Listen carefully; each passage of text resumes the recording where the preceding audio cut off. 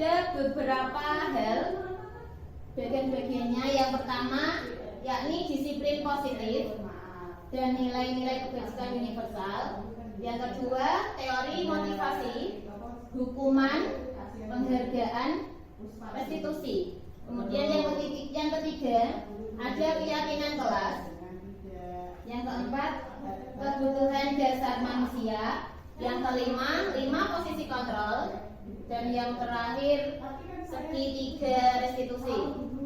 Tujuan kita menerapkan disiplin positif, budaya positif, yakni untuk mewujudkan jiwa profil pelajar Pancasila yang nantinya tertanam pada diri anak kita.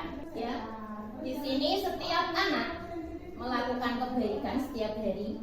Setiap anak melakukan hal-hal yang baik. Di sini ada beberapa unsur. Yang pertama hukuman, penghargaan, dan restitusi. Dari pengertian keyakinan kelas, di sini adalah suatu hal-hal yang kita pilih. Kita sepakati bersama di kelas masing-masing. Oke. Nanti kesepakatan antara guru dan murid itu memilih hal-hal yang positif apa, kebiasaan apa yang nanti kita sepakati bersama, kita pilih, ya. Selanjutnya kita jadikan kebiasaan sehari-hari sebagai budaya positif. Nah, di sini yang sudah diterapkan di kelas saya berusaha untuk menerapkan dulu dari kelas saya sendiri, dari lingkup yang terkecil dulu. Kita sepakat untuk hal-hal apa saja yang nanti dibiasakan pada pembelajaran setiap hari, biar anak itu tahu mana yang baik dan mana yang perlu dilakukan atau tidak. Selanjutnya, sebenarnya kenapa kok murid itu sering melakukan kesalahan? Murid sering melakukan hal-hal yang tidak sesuai dengan aturan. Semuanya itu dilaksanakan karena ada beberapa ini dari 5 kebutuhan dasar yang belum terpenuhi. Anak bisa melakukan seperti itu karena kebutuhannya ada yang tidak terpenuhi. Yang pertama, contohnya kebutuhan untuk bertahan hidup. Yang kedua, kebutuhan untuk diterima. Yang ketiga, penugasan atau penguasaan. Selanjutnya, yang keempat, kebutuhan untuk bebas. Yang kelima, kebutuhan untuk bersenang-senang atau kesenangan. Yang penting kita pertama tidak memaksa anak. Kita memberikan kebebasan kepada anak. Di sini nanti anak merasa bebas. Kebutuhan untuk bebas yang nantinya anak merasa bebas dalam kegiatan pembelajarannya.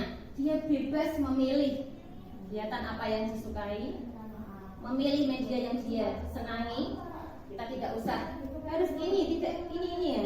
Sekarang silahkan sesuai keinginan anak apa yang anak-anak sukai. Terus biar nanti kenapa kok dikasih kebebasan, biar anak pertama mandiri, dia berkarya sendiri, berimajinasi sendiri, menghasilkan hasil karya sesuai keinginannya. Kemudian di sini yang terakhir ada kebutuhan akan kesenangan.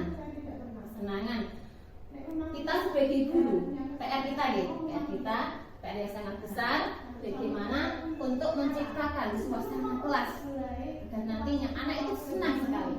Sampai pulang sampai rumah tidur pengen sekolah lagi, kangen sama kelas, kangen sama sekolah. Aku pengen sekolah bu, masih malam. Aku pengen sekolah lagi ya, karena rindu keadaan kelas yang menyenangkan. Seperti itu. Selanjutnya, di sini kita dalam menerapkan budaya positif di sekolah, kita sebaiknya menempatkan posisi kontrol kita. Sebenarnya kita sebagai guru sehari-hari, sebenarnya kita sudah ada di posisi kontrol manakah yang sering kita lakukan sehari-hari.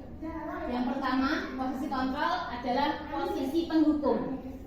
Yang kedua, nanti ada posisi membuat merasa bersalah. Yang ketiga, ada posisi kontrol kita sebagai teman. Yang keempat, ada posisi kita sebagai pemantau. Yang terakhir sebagai manajer. Posisi manajer, ya.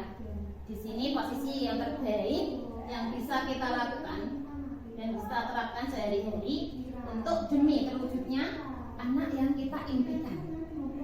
Ya, nantinya anak tumbuh menjadi anak yang kreatif, mandiri, dan bertanggung jawab. Posisi manajer di sini, seorang guru itu memberikan kesempatan kepada anak. Yuk, enggak apa-apa, semangat terus. Memberikan kesempatan kepada anak untuk mencari solusi, mencari jalan supaya anak itu bisa menyelesaikan masalahnya sendiri dengan bimbingan dan dorongan dari gurunya. Selanjutnya, seorang guru yang manajer, posisi yang manajer di sini bisa menerapkan dengan tahapan segitiga restitusi. Di sini ada tahapan 3 segitiga ini yang nantinya kita bisa diterapkan untuk sehari-hari kita. Yang pertama, menstabilkan identitas. Yang kedua, validasi dari perbuatan yang salah. Dan yang ketiga yakni meyakinkan, menanyakan keyakinan kelas yang sudah disepakati. Di sini kenapa kok ada segitiga? Karena tahapannya 3. Kemudian pengertian dari restitusi sendiri, di sini restitusi kita utamakan karena restitusi itu merupakan upaya kita untuk melakukan perbaikan dari kesalahan anak supaya anak itu bisa kembali kepada kelompoknya yang lebih baik, jangan dengan karakter yang lebih baik, karena semula salah kemudian menjadi baik lagi. Seorang manusia setiap melakukan tindakan itu pasti punya tujuan, termasuk anak murid kita. Kalau dia melakukan kesalahan itu pasti tidak lepas dari tujuan. Dia punya tujuan. Kenapa? Dia ingin memenuhi kebutuhan dasarnya. Karena dia lakukan punya tujuan. Supaya nantinya kita dalam bertindak mengatasi masalah itu sesuai dengan segitiga restitusi, kita perlu menerapkan bersama-sama.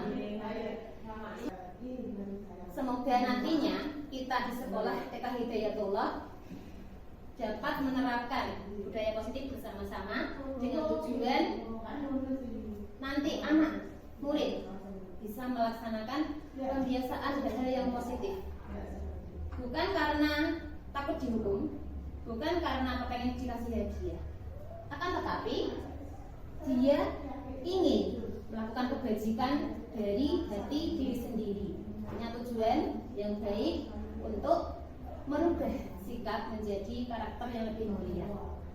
Seperti itu. Demikianlah pemaparan dari saya, sosialisasi pengindasan tentang budaya positif. Apabila ada kesalahan, saya mohon maaf yang sebesar-besarnya. Apabila nanti diperlukan diskusi, kita bisa diskusi bersama-sama lebih lanjut. Semoga bermanfaat. Sebelum saya tutup, biar semangat, kita bersama-sama untuk gerakan guru penggerak. Guru penggerak, bergerak, menggerakkan. Terima kasih. Assalamualaikum warahmatullahi wabarakatuh. Waalaikumsalam warahmatullahi wabarakatuh.